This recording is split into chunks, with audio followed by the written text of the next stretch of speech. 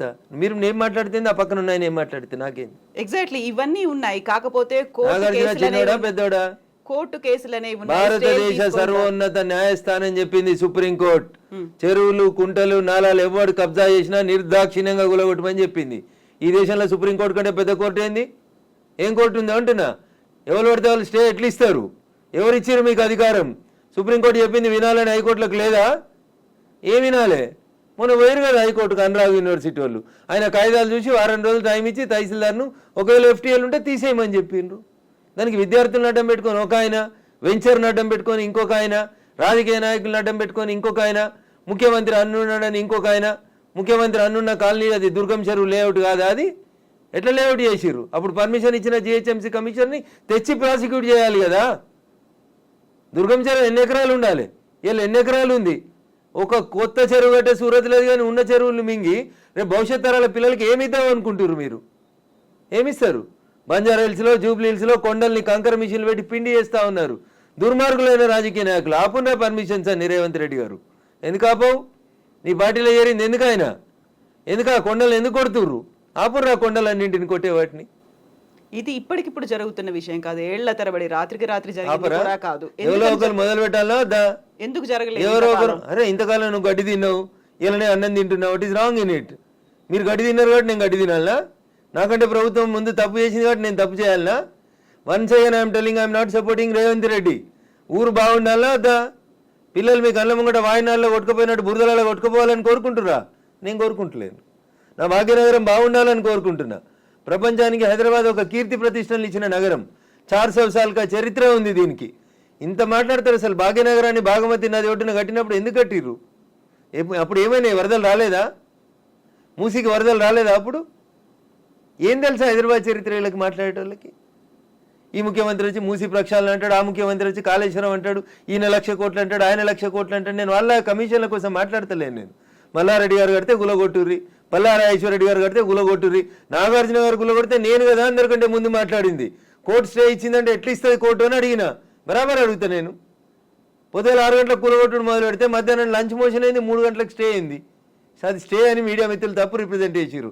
Status quo ఇచ్చింది, అది కూడా కరెక్ట్ కాదంటే నేను జడ్జి గారి ముందు కూడా ఇట్లా వాదిస్తా. నేను కూలగొట్టాలి అంటున్నా. 2014లో చెప్పింది అంటున్నా ఆంధ్రప్రదేశ్ ఉమ్మడి హైకోర్టు. ఏమని? ఎన్ కన్వెన్షన్ సర్వే చేయమని చెప్పింది హైకోర్టు. సర్వే చేసి హెచ్ఎండిఏ 2016లో రిపోర్ట్ ఇచ్చింది. అందులో 3.5 ఎకరాల ఎఫ్టీఎల్ బఫర్ జోన్ ఉందని. 2016 నుంచి ఇలాగ ఎందుకు కూలగొట్టలేదు అంటున్నా. కోర్టు ఉత్తర్వులు ఎందుకు ఉల్లంఘించారు? ఏం జరిగింది అనుకుంటున్నారు మీరు? ఏం జరుగుతుంది? వాళ్ళ కోడలు బ్రాండ్ అంబాసిడర్ అయింది చేనేతకి. ఆమెకి చేనేత తెలియదు, చీర తెలియదు. ఆమె తెచ్చి బ్రాండ్ అంబాసిడర్ చేసారు. ఆ సంబంధాలు ఏం సంబంధాలు వాళ్ళు చెప్పాలి, అప్పుడు ఉన్న వాళ్ళు చెప్పాలి. నాకేం తెలుస్తుంది? వాళ్ళకి ఆ రంగుల లోకంతో ఉన్న రక్త సంబంధం ఏందో వాళ్ళు చెప్తే బాగుంటుంది. నానోరు ఎందుకు ఖరాబ్ చేస్తారు? రంగుల లోకంతో రక్త సంబంధం అలా అనుకుంటే కేవలం ఎన్ కన్వెన్షన్ నాగార్జున దాని మీదే ఉంటుందా? ఇప్పటికి పద్మాలయ స్టూడియో మీద లొల్లి పెట్టింది రఘునందన్. ఇదే హరీష్ అని 6 అడుగులు ఉన్నాడు మాట్లాడిండు. మళ్ళీ పర్మిషన్ ఎట్లా ఇచ్చారు ప్రభుత్వం రాగానే? లాంకో హిల్స్ వక్ఫ్ భూములో ఉన్నారు.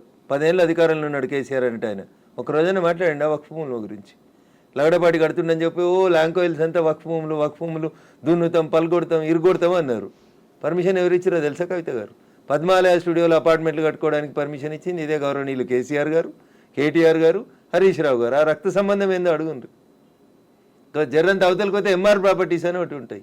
ఎంఆర్ ప్రాపర్టీస్లో రైతులు, తెలంగాణ రైతులు మా భూములు పోతున్నాయని ఏడిస్తే వాళ్ళకి పైసలు ఇప్పిస్తామని స్పీచ్లు ఇచ్చిండు.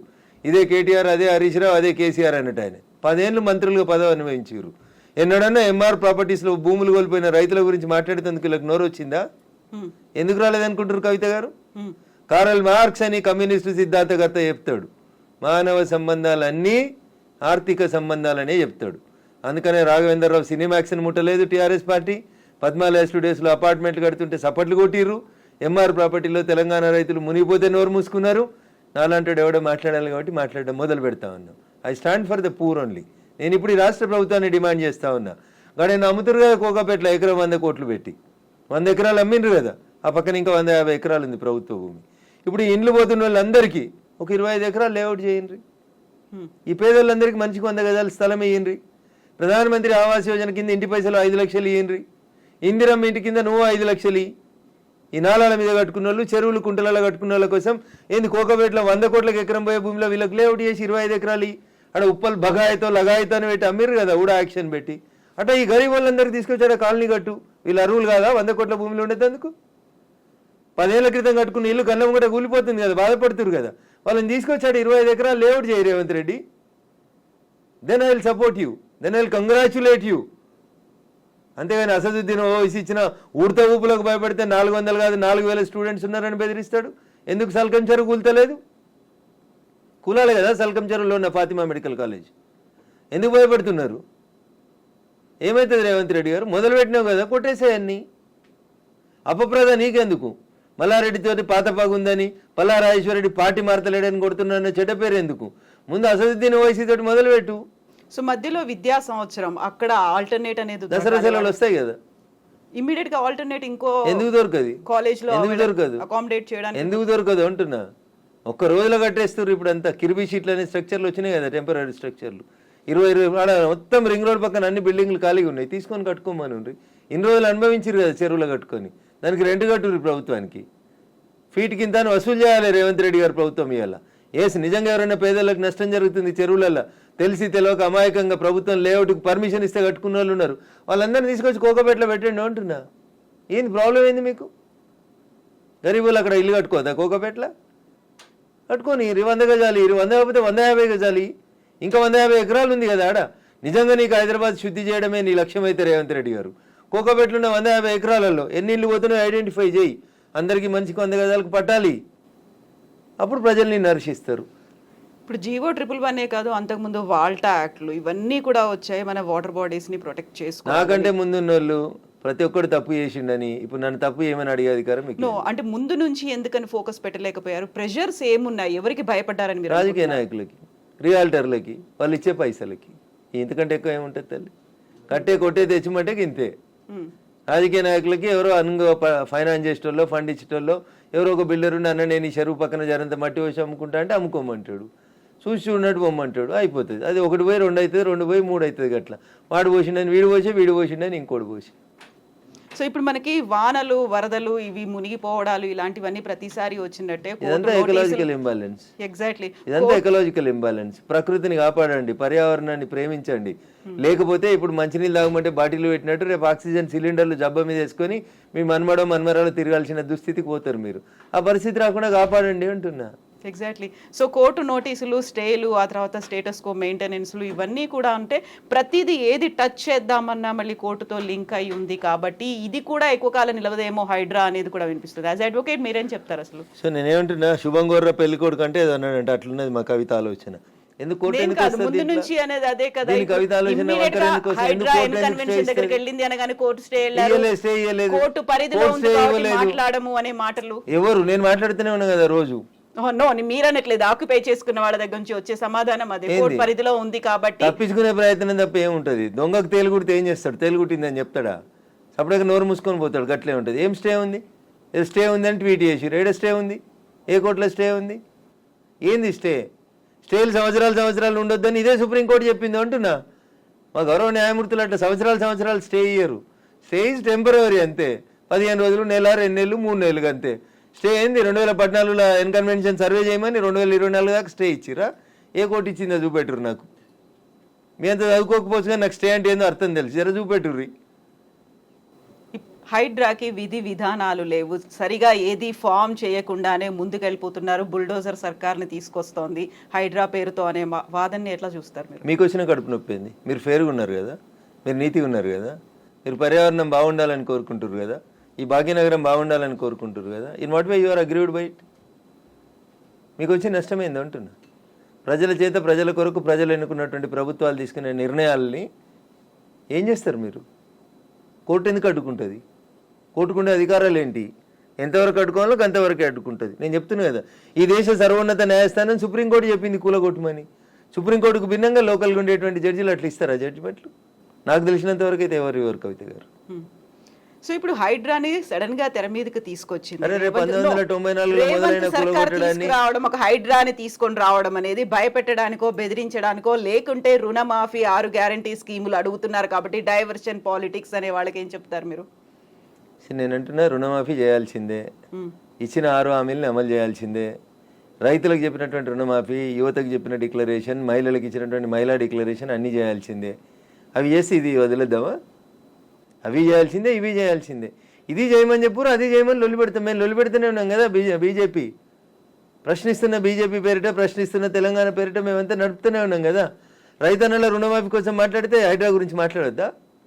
బట్ అది డైవర్షన్ కోసమే చేస్తున్నారు అనే మాట. So I don't have any comment on this particular issue. నేనేమంటున్నా, నేను రుణమాఫీ కాలేదు, రైతులతో చేయించేది రైతులతో చేపిర్రి, హైడ్రాకి దానికి ఏం సంబంధం అంటున్నా. ఎందుకు రాస్తున్నాయి పేపర్లు హైడ్రా గురించి అంత గొప్పగా? వదిలేసారు, ఆయన పని ఆయన చేసుకుంటూ పోతాడు, మీ పని మీరు చేసుకోర్రి. రుణమాఫీ గురించి మీరు రాయమంటే రాస్తారా? రాయరు కదా. రైతులు మాట్లాడితే మన పేపర్లో హెడ్ లైన్స్ రావు కదా. ఏమవుతాయి మనకి? హైడ్రా మా కేటీఆర్ అంటాడు, ఆయన పోయి అమెరికాలో అంటాడు. అది ఫుల్ హాఫ్ పేజీలు వస్తుంది, పెద్ద పేజీలలో వస్తుంటాయి. ఫస్ట్ పేజీలలో 119 ఎమ్మెల్యేలలో ఆయన యువరాజు అయినట్టు ఆయన మాట్లాడితే పైన ఒక బాక్స్ కట్టి రాస్తారు మీరు. ఆయన కట్టిన జన్వాడ ఫామ్ హౌస్ నాది కాదని స్టేట్మెంట్ మారుస్తాడు. ఒక్క మీడియానైనా రాసిందా? రేవంత్ రెడ్డి అన్నట్టు ఆయన అరెస్ట్ చేసిన రోజు ఈ ఫామ్ హౌస్ నాది, ఇగో దాని మీద డ్రోన్ ఎగిరేసినావు, ఇగో క్రైమ్ నెంబర్ ఇంత, నార్సింగ్ పోలీస్ స్టేషన్ అని తీసుకొచ్చి ఒక్కరైనా రాసిరా మా జర్నలిస్ట్ మిత్రులు? ఇవాళ అది నోరా మోరా, ఇది నాది కాదు నా దోస్తుంది అని చెప్తే ఎందుకు రాయారు? ఆ రోజు స్టేట్మెంట్ ఈ రోజు స్టేట్మెంట్ రెండు పక్క పక్కన పెట్టి ఎందుకు చూపాయించారు? ఎలక్ట్రానిక్ మీడియాలో ఎందుకు చూపెట్టారు? ఎందుకు చూపెట్టరు అంటున్నా. ఎవరా దోస్తు? ఎందుకు నీకు లీజుకి ఇచ్చిండు? ఆయనకు నీకున్న వ్యాపార సంబంధాలు ఏంది? అది కదా మీరు బయట పెట్టాల్సింది. మునిపోయిన కంపెనీకి వారసుడు కదా ఆయన, నీకు జాగి ఇచ్చిన ఆయన, లీజ్ ఇచ్చిన ఆయన. 8,000 కేట్లు ఎగ్గొట్టిర్రాళ్ళు ఈ దేశంలో.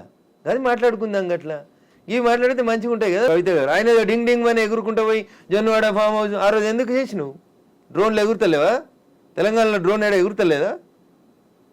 డ్రోన్ ఎగిరేస్తే తప్ప ప్రతి పెళ్లిలో డ్రోన్ ఎగురుతుంది, ప్రతి బరాతులో డ్రోన్ ఎగురుతుంది, ప్రతి శ్రీరామనవమికి డ్రోన్ ఎగురుతుంది, ప్రతి వినాయక లేకుండా ప్రైవేట్ ప్రాపర్టీ మీద ఎగరడం అనేది నీది కాదు కదా ప్రాపర్టీ. నువ్వెందుకు కంప్లైంట్ ఇచ్చినావు? నీకెందుకు కడుపుని వచ్చింది? జన్వాడ ఫామ్ హౌస్ నీది కాదు కదా, నీ దోస్తుంది కదా. ఒక ఎంపీ పార్లమెంట్ నడుస్తుంటే ఢిల్లీకి వెళ్ళి హైదరాబాద్కి వస్తే ఎయిర్పోర్ట్కి వెళ్ళి పట్టుకొచ్చి రిమాండ్ చేసిరు కదా నార్సింగ్ పోలీసు వాళ్ళు. అప్పుడు ఎందుకు చేసినావు?